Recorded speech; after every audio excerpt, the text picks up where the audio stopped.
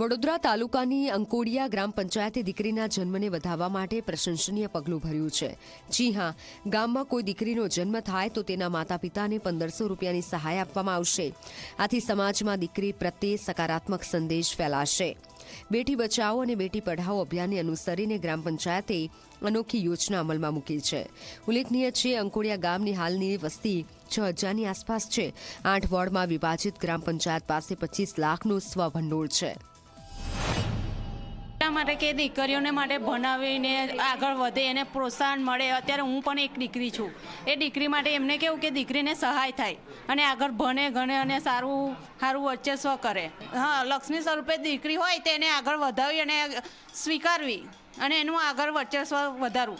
તો સરપંચ અને સભ્યોશ્રીથી અમે નિર્ણય લીધો કે ગામમાં કંઈક કરીએ, ગામની બહેનો માટે કંઈક કરીએ। તો પછી ગામની દરેક કોઈપણ બહેનને દીકરીનો જન્મ થાય તો એમને આપણે 1500 રૂપિયા ભેટમાં આપીશું કે ગામનું કોઈપણ નાગરિક મરણ પામે તો એને મરણોત્તર ક્રિયા માટે સ્વર્ગવાસ કોકિલાબેન ઘનશ્યામભાઈ પટેલ યોજના હેઠળ એમને પણ 1500 રૂપિયા આપવામાં આવશે।